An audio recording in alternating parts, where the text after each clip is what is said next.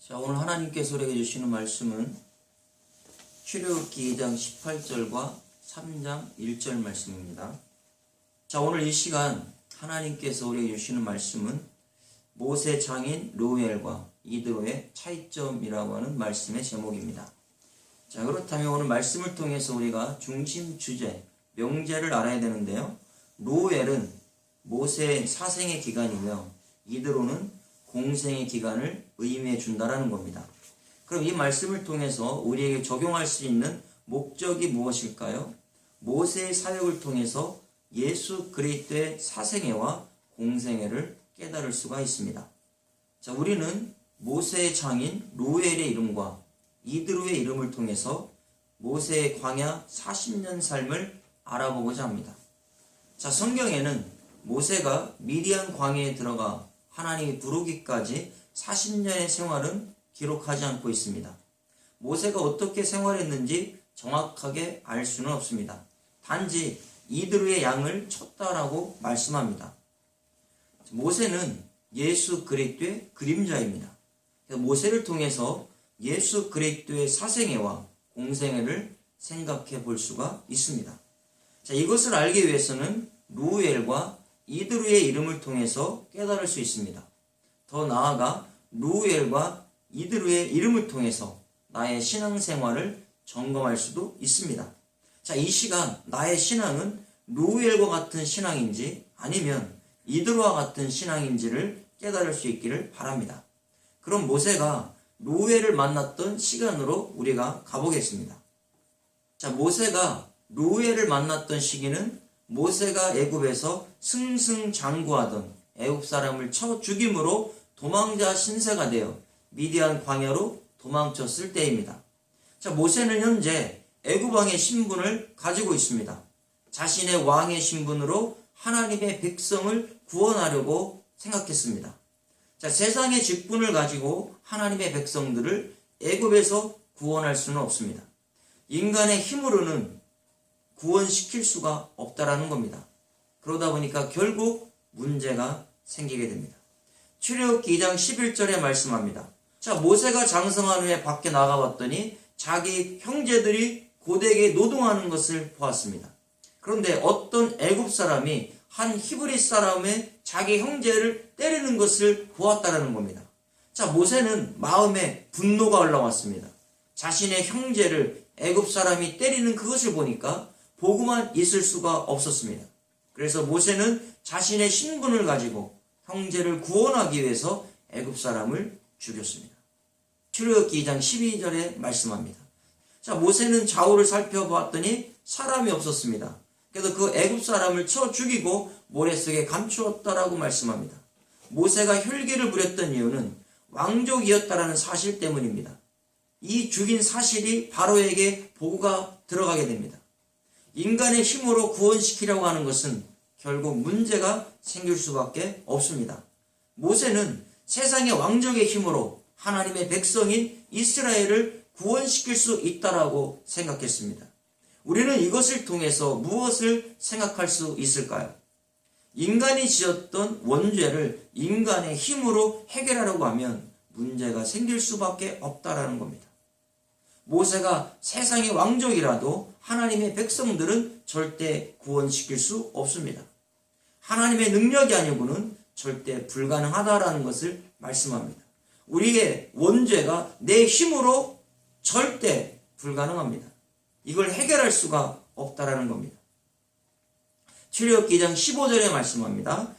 자, 모세가 애굽 사람의 죽인 이 사건이 바로 왕에게 알려집니다.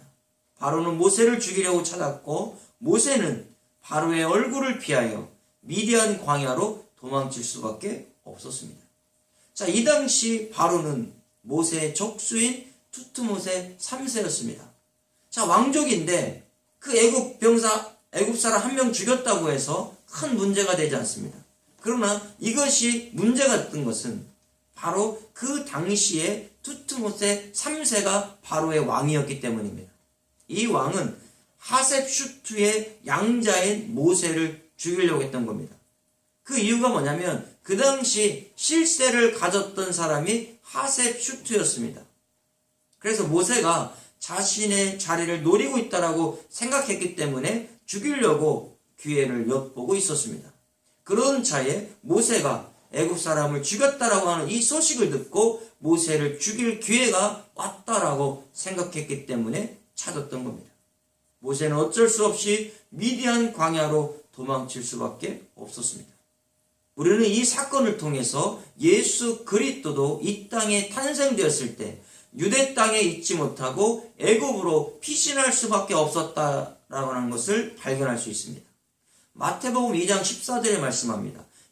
자, 천사가 요셉에게 나타나서 아기 예수님을 죽이려고 하니까 아기와 그의 어머니를 데리고 애굽으로 떠나가도록 지시했습니다. 모세가 어쩔 수 없이 도망친 것처럼 주님도 애굽으로 피할 수밖에 없는 상황이 만들어졌습니다. 마태복음 2장 15절에 말씀합니다. 자, 예수님은 헤롯이 죽기까지 애굽에 있었습니다. 이것은 주께서 선지자를 통하여 말씀하신 예언인데 애굽으로부터 내 아들을 불렀다함을 이루려 하심이라라고 말씀합니다. 자, 모세도 투투모세 3세가 죽기까지 미디안 광야에서 머물렀습니다. 이것이 모세의 사생의 기간입니다. 사람에게는 항상 사생의 기간이 있습니다. 나의 생각과 뜻대로 살았던 기간이 있습니다. 모세도 세상에서 승승장구하면서 하셉슈트 공주의 양자로 들어가서 왕족의 삶을 살았습니다. 하지만 지금은 미디안 광야에서 처절하게 바닥으로 떨어졌습니다. 자신의 지위로 하나님의 일을 하려고 하니까 문제가 생겼습니다. 인간의 힘으로 하는 것은 하나님의 영광이 나타나지 않기 때문에 교만해질 수밖에 없습니다. 하나님은 모세를 버리지 아니하시고 미디안 광야에서 다시 교육시키시고 쓰시겠다라고 말씀하고 있는 겁니다. 그래서 사람을 붙여주셨습니다. 출애굽기 2장 18절입니다. 자, 루엘에게는 7명의 딸이 있습니다. 딸들이 양을 치러 나갔다가 모세를 만나게 되었고 모세의 도움으로 목자들로부터 봉변당하지 않고 구원함을 받았습니다. 자, 그러고 나서 모세를 데리고 자신의 아버지 루엘에게 왔습니다. 자, 현재 모세는 미디안 광야에 아무것도 없이 혈련단신 몸 하나 빠져나왔습니다. 가장 높은 자리에 있다가 가장 낮은 자리로 떨어졌습니다. 자, 이것을 통해서 가장 높으신 하나님께서 가장 낮은 인간의 모습으로 오신 예수 그리스도를 우리가 발견할 수 있습니다. 자, 빌립보서 2장 6절에 말씀합니다. 자, 예수 그리스도는 하나님입니다. 하지만 하나님과 동등됨을 취하지 않았습니다. 주님은 인간의 모습으로 이 땅에 오셔서 사생의 기간을 보냈습니다. 자, 빌립보서 2장 7절입니다. 자, 주님은 자신을 비워서 종의 형체를 가지고 사람들과 같이 되셨습니다. 자, 이것이 그리스도의 비하입니다. 가장 낮은 자리에 오셨습니다. 모세가 애굽의 가장 높은 왕족으로 살다가 미디안 광야로 쫓겨나서 가장 낮은 자리로 내려온 것의 그림자가 바로 예수 그리스도라는 겁니다. 빌립보서 2장 8절에 말씀합니다. 자, 예수 그리스도는 사람의 모양으로 나타나셔서 자기를 낮추시고 죽기까지 복종하셨는데 곧 십자가에서 죽으심입니다. 가장 낮은 모습으로 오셔서 나의 원죄를 모두 청산해 주셨습니다. 우리는 모세를 통해서 예수 그리스도의 가장 낮아지심을 발견할 수 있습니다. 현재 모세가 미디안의 제사장 루엘을 대변하고 있습니다.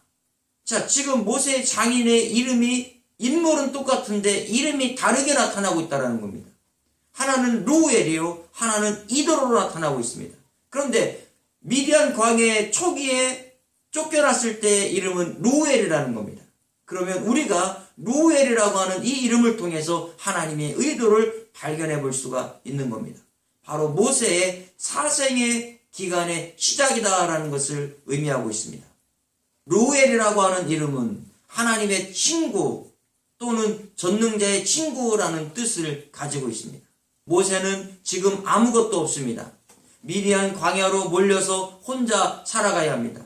하지만 하나님은 모세를 버리지 아니하시고 미디안 제사장 루엘을 보내주셨습니다. 루엘은 하나님의 대신자로서 모세를 하나님의 친구처럼 보살펴 주게 됩니다. 모세는 루엘을 만남으로 자신을 내려놓고 하나님이 항상 자신과 함께하고 있는 친구다라는 것을 깨닫게 됩니다. 인생에서 절망인 줄 알았는데 하나님은 친구가 되어주셔서 인생에서 교육시켜 주고 있습니다.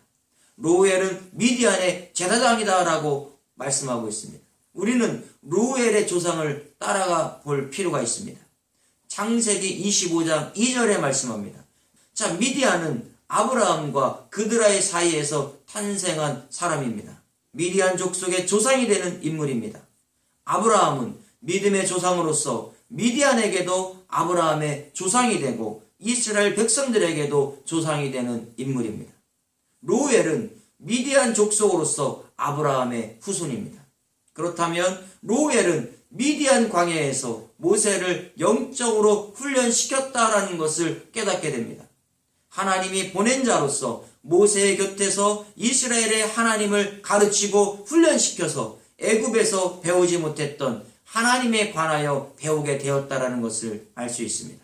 그렇다면 모세는 루엘의 양만 친 것이 아니라 하나님에 관하여 배우게 되므로 앞으로 이스라엘 백성들을 구원시키는 데 준비하는 과정으로 미디안 광야가 훈련의 과정이었다라는 것을 알 수 있습니다.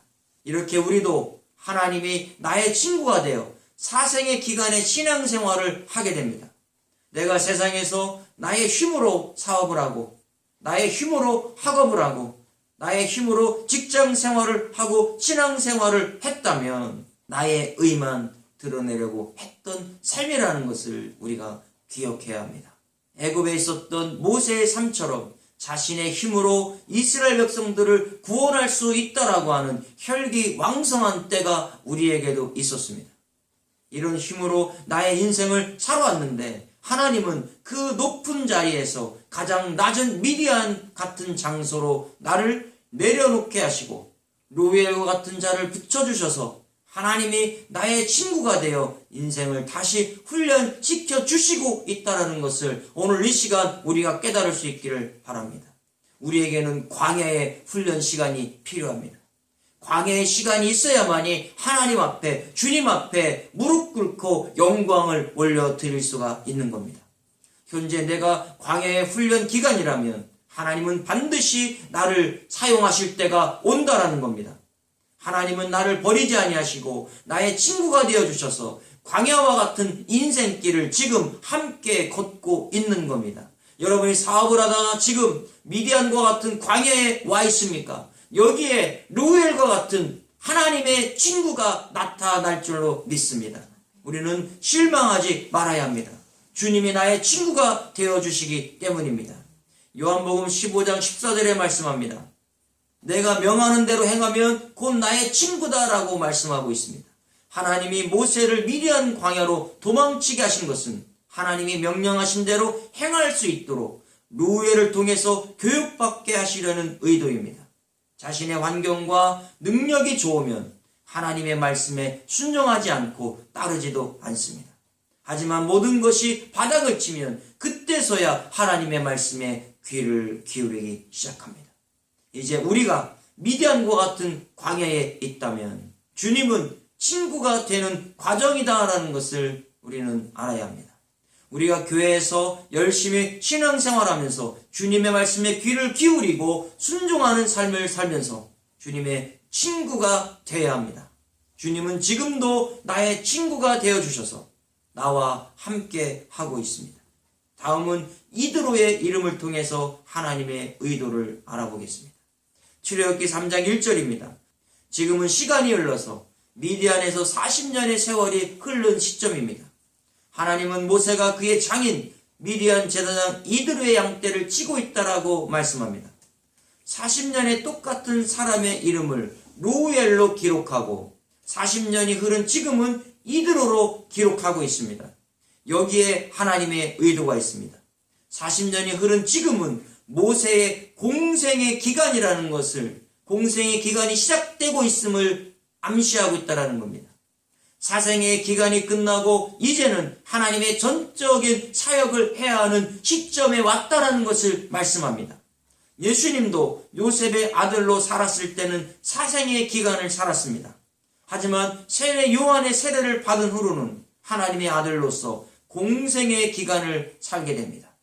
자, 여기에서 이드로라고 하는 이 이름이 야타르, 초과하다, 남다, 탁월하다라고 하는 뜻에서 왔습니다. 모세는 40년 후에는 이드로의 얌대를 쳤습니다. 이것을 통해서 모세의 미디안 광야 40년 생활은 하나님이 만족하리만큼 탁월하게 시험에 통과했다라는 것을 의미합니다. 초과하여 남겼습니다. 다른 사람은 겨우겨우 통과했다면 모세는 월등히 하나님의 시험을 40년 동안 통과했다라는 것을 의미하고 있습니다. 우리의 신앙생활은 어떻습니까? 모세처럼 하나님의 시험을 탁월하게 통과했습니까? 현재 지금 우리가 미디안의 광야에 있다면 모세처럼 탁월하게 초월하여 통과해야 합니다.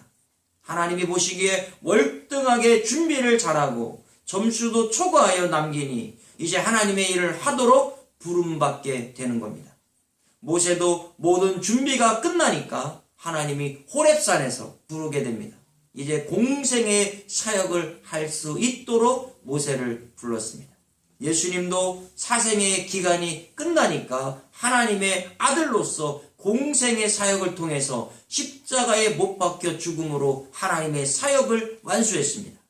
자, 우리의 사생의 기간은 무엇입니까? 교회 안에서 나의 의를 나타내는 삶을 살았다면 예수 그리스도를 통해서 거듭나는 것이 공생의 기간입니다. 하늘로부터 하나님의 자녀로 거듭난 사람은 공생의 사역을 시작하게 됩니다. 오직 예수 그리스도만을 높이게 됩니다. 이런 사람은 하나님이 불러서 하나님이 원하시는 사역을 맡겨주십니다. 지금 현재 나의 신앙은 어떤 신앙입니까? 모세처럼 미디안 광야로 혈련단신 쫓겨나 고통과 괴로움 속에서 살고 있습니까? 아직도 세상에서 나의 힘으로 어떤 일을 하려고 도모하면서 일이 안 되면 낙심하고 있습니까? 이럴 때 하나님은 친구가 되어주셔서 루엘과 같은 사람의 도움의 손길을 저와 여러분에게 준비해 놓고 있습니다. 이런 자를 만나서 나의 의는 사라지고 오직 예수 그리스도의 의로 바뀔 수 있도록 훈련시켜 주신다는 겁니다. 복음을 접할 수 있는 기회를 주시는 겁니다. 바로 모세는 루엘을 통해서 복음을 깨달은 겁니다. 복음을 알게 되었다는 겁니다. 복음을 깨닫고 거듭남의 삶이 40년 동안 열정적으로 있더니 이제는 모든 것이 마친 후에 하나님께서 그를 불렀다라는 겁니다. 호렙산에도 불러서 저 애굽으로 가서 저 세상으로 가서 나의 백성을 건져내라라고 하나님이 사역을 맡기신 겁니다. 모세도 처음에는 자신의 힘으로 이스라엘 백성을 구원시키려고 생각했습니다. 하지만 40년이 흐른 후에는 거듭난 후에는 자신은 절대 하지 못하겠다라고 고백합니다. 하나님의 능력이 아니고서는 하나님의 역사가 아니고서는 자신은 못하겠다라고 고백합니다. 내가 할 수 있는 것이 전무하다라는 것을 알게 된 겁니다. 우리의 신앙도 마찬가지입니다. 현재 내가 무언가를 할 수 있다라고 말하면서 열정을 다하고 있다면 나는 현재 구원받지 못하고 거듭나지 못한 사생의 기간의 신앙생활을 하고 있다는 것을 알아야 합니다. 하지만 루엘과 같은 자로부터 신앙 훈련을 받고 복음의 훈련을 받고 40년이 흘러서 이드로와 같은 자를 만나면 모든 훈련이 끝나고 하나님이 부르셔서 하나님의 사역을 맡겨주신다는 겁니다. 그때는 나의 힘으로 하는 것이 아니라 하나님의 힘으로 하는 공생의 기간을 살아가게 되는 겁니다. 이것이 거듭난 자의 삶입니다. 현재 나는 루엘과 같은 자 안에 있는지 아니면 이드로와 같은 자 안에 있는지를 깨닫고 아직 내가 교회에는 나왔지만 이드로와 같은 이런 시험을 초과하여 통과하지 못했다면 나의 모든 의를 주님 앞에 내려놓을 수 있기를 바랍니다. 그리고 하나님의 의를 기다리면서 주님께 모든 것을 의지하는 그런 신앙이 저와 여러분에게 있어야 된다는 겁니다. 지금 우리가 미디안 광야 같은 이런 상황 가운데 있다면 오늘 이 시간 하나님은 반드시 루엘을 붙여주시는 겁니다. 저와 여러분의 사업 가운데 지금 미디안 광야입니까? 정말 세상이 광야인 것처럼 힘들고 어려운 상태 가운데 있습니까? 하나님이 돕는 자를 루엘을 보내주셔서 저와 여러분의 삶 가운데 하나님의 역사가 나타나게 하시고 복음을 전해주셔서 그 복음을 통해서 우리가 거듭나는 역사, 그래서 이대로가 되어 초과하고 남기는 하나님의 사역 안에서 남겨지는 역사가 저와 여러분에게 있기를 예수 그리스도 이름으로 축복합니다.